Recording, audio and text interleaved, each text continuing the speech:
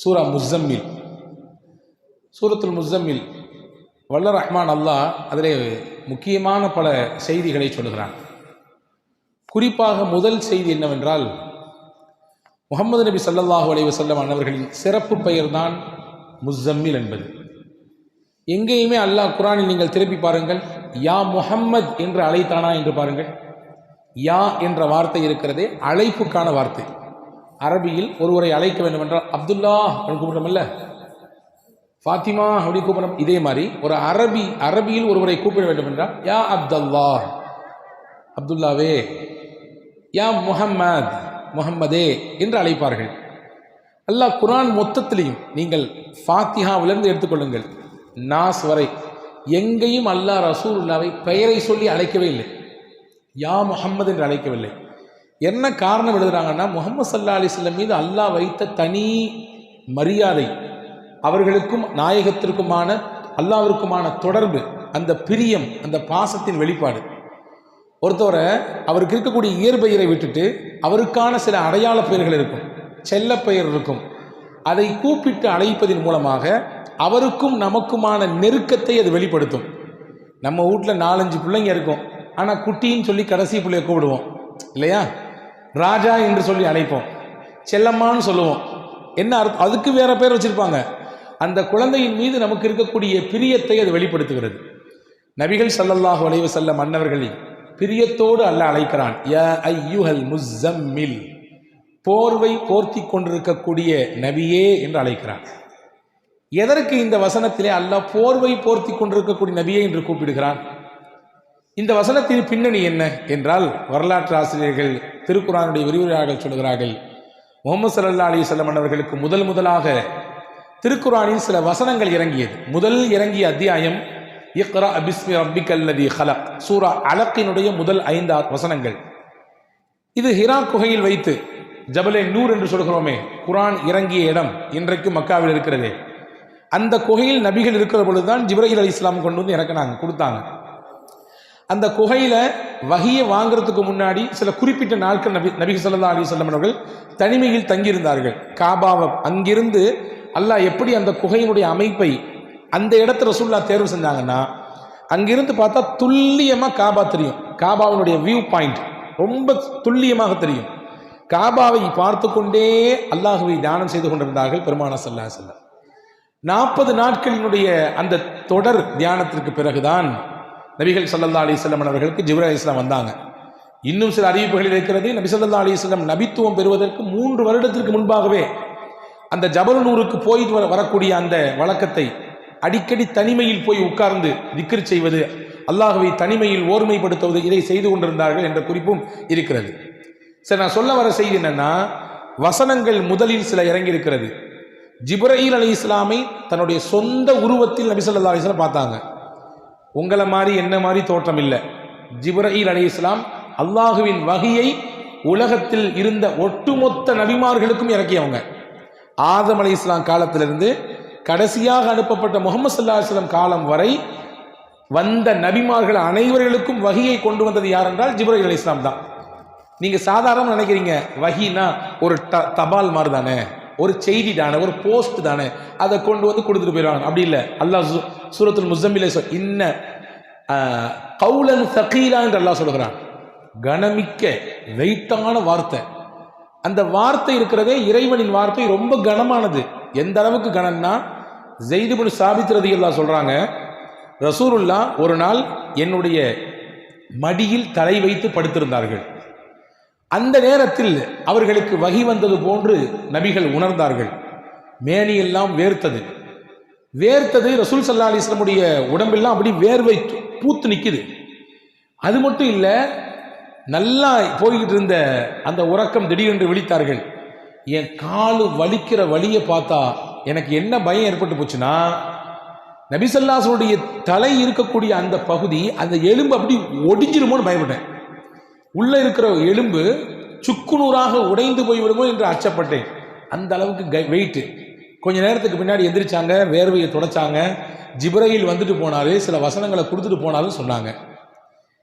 என் மேனியில், என்னுடைய உடலில் நாயகத்தின் தலை துண்டு மட்டும்தான் இருந்துச்சு. அதையே என்னால் தாங்கிக்க முடியலன்னா, ரசூலுல்லாஹ் அந்த வஹியை எவ்வளவு தூரம் அதை உள்வாங்குவாங்க, எவ்வளவு கனமாக இருக்கும் அது. அந்த கனமான வார்த்தைகளை கொண்டு வந்து தரக்கூடியவர்கள் தான் ஜிப்ரீல் அலைஹிஸ்ஸலாம். அதனால அவங்க தோற்றமே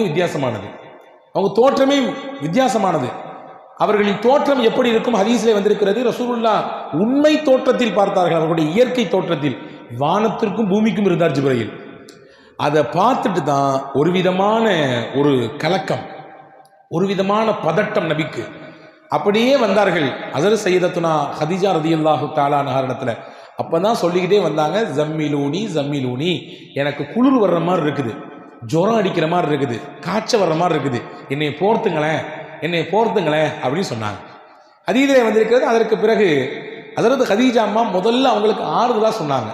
பொதுவாகவே கணவன்கிட்ட மனைவி சில விஷயங்கள் சொன்னாலும் அல்லது மனைவிட்ட கணவன் 4 வார்த்தை ஏதாவது சொன்னாலும் முதல்ல ஆசுவாசப்படுத்தணும், நிதானத்துக்கு முதல்ல அவரை அடைய வைக்கணும், அந்த அம்மாவை முதல்ல நிதானப்படுத்தணும், அதுக்கு அடுத்து மற்ற விஷயங்கள்லாம் சொல்லிக்கலாம்.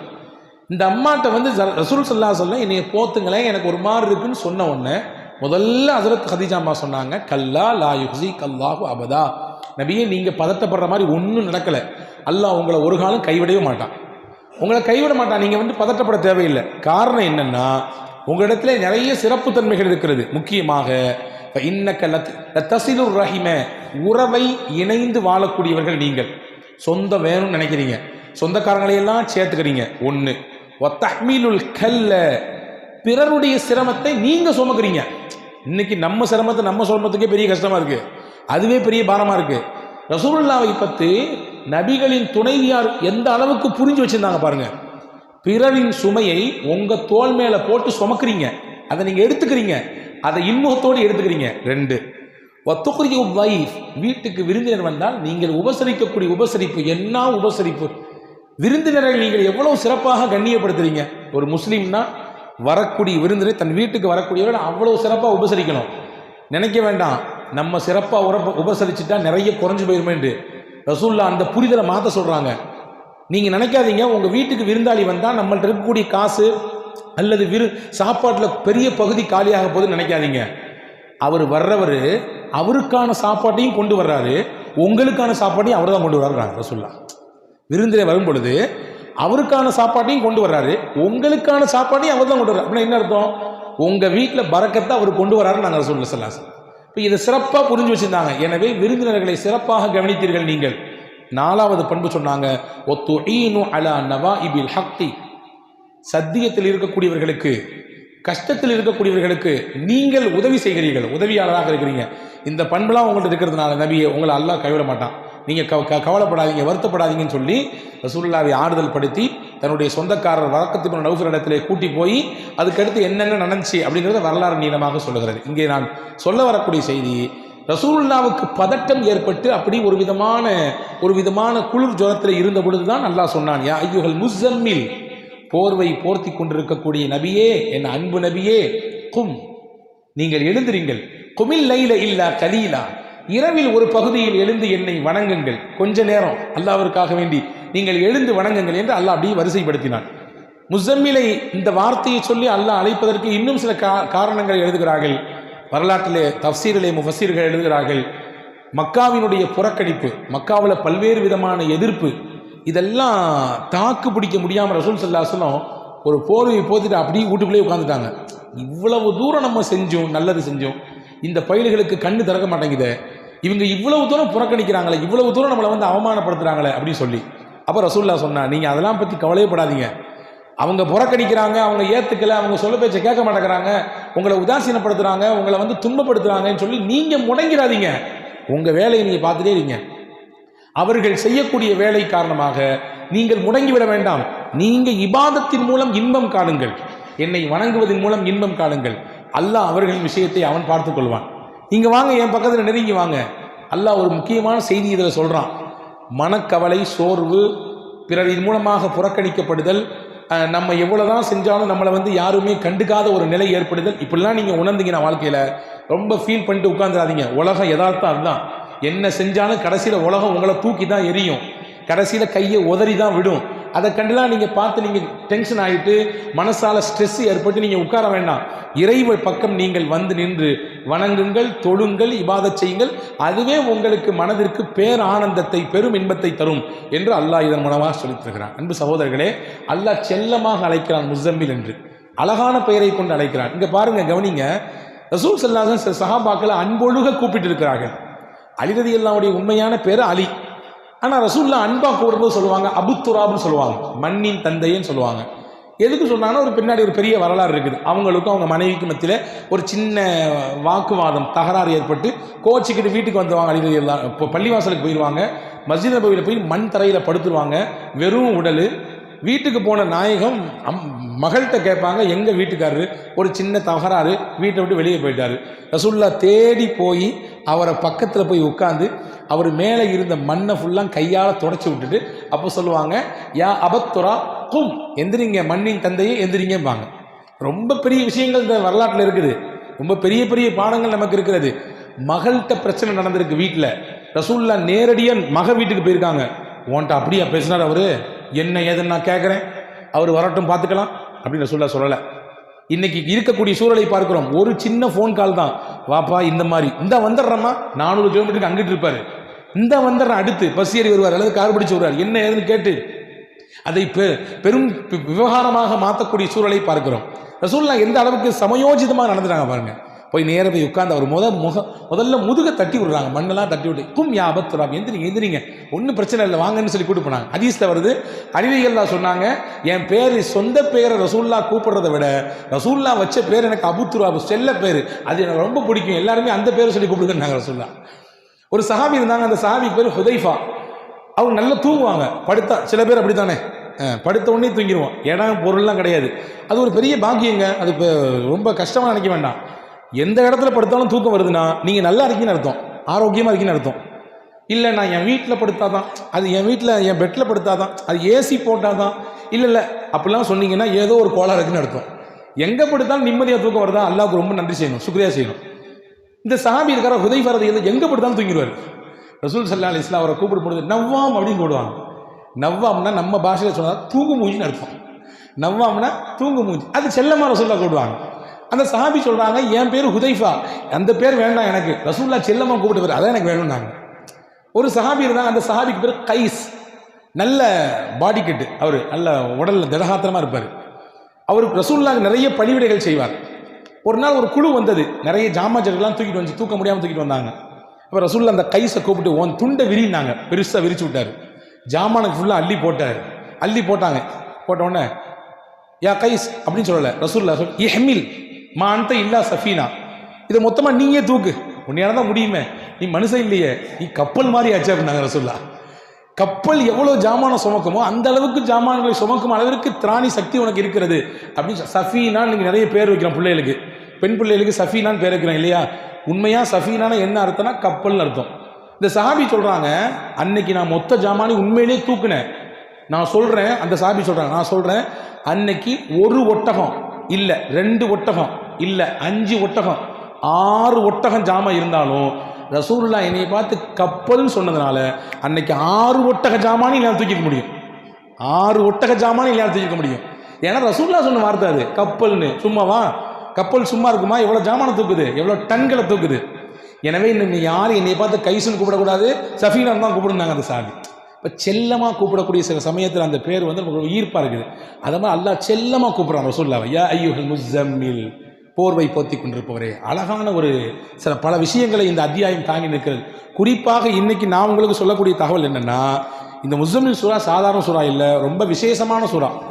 விசேஷமான சூறான்னா, இந்த சூறாவை யார் தொடர்ச்சியாக ஓதி வருகிறார்களோ அவர்களின் வாழ்க்கை சிறப்பாக அமையும் என்று பெருமானார் ஸல்லல்லாஹு அலைஹி வஸல்லம் சொன்னாங்க. சிறப்பான வாழ்க்கை அமைய வேண்டும் என்று எதிர்பார்க்கக்கூடியவர்கள், உலகத்தில் வாழ்க்கையும் சிறப்பாக இருக்கணும், மௌத்தும் சிறப்பாக அமைய வேண்டும் என்று நினைத்தால் தொடர்ச்சியாக சூரத்துல் முஸம்மிலை ஓதி வாருங்கள் என்று சொல்கிறார்கள். இது முஸம்மிலால் சூறாவினால் கிடைக்கக்கூடிய முதல் பயன். 2வது பயன் என்ன தெரியுமா? வாழ்க்கையில் எல்லாத்துக்கும் கஷ்டம் இருக்குது, எல்லாத்துக்கும் சிரமம் இருக்குது, எல்லாத்துக்கும் துன்பம் இருக்குது, எல்லாத்துக்கும் நெருக்கடி இருக்குது. எல்லா நெருக்கடிக்கும் கஷ்டத்தையும் அல்லாஹ்விடத்திலே நாம் முறையிடுகிறோம். அதற்கு எளிமையான வழியை ரசூலுல்லாஹ் கற்றுத்தராங்க. மன் கரஅ சூரத்துல் முஸம்மில் ருஃபிஅ அன்ஹுல் உஸ்ர ஃபித் துன்யா வல் ஆখিরা. யார் சூரா முஸம்மிலை ஓதுவாரோ அவருக்கு உலகத்தில் இருக்கக்கூடிய சிரமத்தையும் மறுமையில் இருக்கக்கூடிய சிரமத்தையும் அல்லாஹ் நீக்கி தருகிறான். நாங்கள் ஸல்லல்லாஹு எவ்வளோ பெரிய சுப செய்தி. என்ன சிரமமானாலும் சரி, அது உங்கள் குடும்பம், தொழில், நீங்கள் சந்திக்கக்கூடிய சமூகம், உங்கள் பிள்ளைங்க, உங்களை சுற்றி இருக்கக்கூடிய என்ன சிரமம் கஷ்டமானாலும், இன்னும் சில அறிஞர்கள் சொல்கிறார்கள், உங்களுக்கு கண் பாடுகள் மூலமாக அல்லது வேறு யாராவது மூலமாக ஏற்படுத்தப்பட்ட செய்வினையின் மூலமாக ஏற்படக்கூடிய கோளாறு, இதையெல்லாம் கூட முறிக்கும் ஆற்றலை அல்லாஹ் சூரத்துல் முஸம்மிலே வழங்கியிருக்கிறான் என்று சொல்கிறார்கள். இது இரண்டாவது பலன், சூரா முஸம்மினால் அதை ஓதுவதன் மூலமாக. மூன்றாவது முக்கியமான பலன், நினைத்த காரியம் நமக்கு கைகூட வேண்டும் என்று ஆசைப்பட்டால். நம்ம நிறைய நினைப்போம், என் பிஸ்னஸில் நான் ஒரு குறிப்பிட்ட வருஷத்தில் இவ்வளோ தூரம் உயர்தன்னு நினைப்போம், என் பிள்ளைய நான் இந்த மாதிரிலாம் படிக்க வைக்கணும்னு நினைப்பேன் இல்லையா, என்னுடைய குடும்ப அமைப்பை இப்படி மாற்றணும், இந்த லெவலுக்கு உயர்த்தணும்னு நினைப்பேன், என்னுடைய தொழிலை இப்படி என்ன ஆனாலும் சரி, என்ன நல்ல நினைப்பாக இருந்தால், ஹலாலான நினைப்பாக இருந்தால், ஹைரான நினைப்பாக இருந்தால், அந்த நினைப்பு நிறைவேற வேண்டும் என்று ஆசைப்பட்டால், முக்கியமா இந்த உலகத்திலேயே முஹம்மது ஸல்லல்லாஹு அலைஹி வஸல்லம் அன்னவர்களை கனவில் பார்க்க வேண்டும் என்று பிரியம் இருந்தால், யாருக்கு தான் பிரியம் இருக்காது? இருக்கா இல்லைங்க? எல்லாருக்கும் இருக்குது. நபிகளை கனவில் பார்க்க வேண்டும். நபிகளுடைய அடக்க ஸ்தலத்தை பார்க்குறோம், அங்கேயே நம்மளால் நிற்க முடியல, நமக்கு உள்ளமெல்லாம் அப்படி உருகி போயிருது இல்லையா? அந்த பூமானை நம்முடைய கனவிலே கண்குளிர பார்க்க வேண்டும் என்று ஒருவர் ஆசைப்பட்டால், இந்த ரெண்டும் நடக்கணும்னா ஹஸரத் ரசூல் ஸல்லல்லாஹு அலைஹி வஸல்லம் சொன்னாங்க, முஸம்மில் சூராவை தொடர்ச்சியாக ஓதிட்டு வாங்க. டெய்லி ஓதுங்க, ஒரு தடவையாவது ஓதிடுங்க. ஓதினால் இந்த ரெண்டும் நடக்கும், உங்களுடைய நினைத்த காரியமும் கைகூடும். நாயகம் ஸல்லல்லாஹு அலைஹி வஸல்லம் அன்னவர்களை நம்முடைய வாழ்க்கையிலேயே, நம்முடைய கனவிலே தரிசிக்கின்ற பாக்கியத்தை அல்லாஹ் தருவான் என்கின்ற சுப செய்தியை நபிகள் சொல்லித் தருகிறார்கள். அப்படிப்பட்ட மகத்தான சூறாவை தான் இன்று நாம் ஓதியிருக்கிறோம். வல்ல அல்லாஹ் இந்த சூறாவில் என்னென்ன நன்மைகள் இருக்கிறதோ எல்லா நன்மையும் நமக்கு நம்முடைய குடும்பத்தினர்களுக்கு நிறைவாக தந்தல் புரிவானாக. நமக்கு என்னென்ன சிரமங்கள், கஷ்டங்கள், துன்பங்கள் இருக்கிறதோ எல்லா துன்பங்களையும் கஷ்டங்களையும் இன்ஷா அல்லாஹ் ஓதுவோம் இந்த சூரா முஸம்மிலை. இதன் வழியாக அல்லாஹ் நீக்கி தருவானாக. முக்கியமாக நபிகள் பெருமானார் ஸல்லல்லாஹு அலைஹி வஸல்லம் அவர்களை நம் ஜீவிதத்திலேயே, நம்முடைய வாழ்க்கையிலேயே கனவிலே கண்டுகளித்து ஆனந்த பரவசம் அடைகிற நல்ல பாக்கியத்தை உங்களுக்கும் எனக்கும் எல்லா மக்களுக்கும் வழங்கியல் புரிவானாக. ஆமீன். வாஹிரு தாவானா அனில் ஹம்துலில்லாஹி ரப்பில்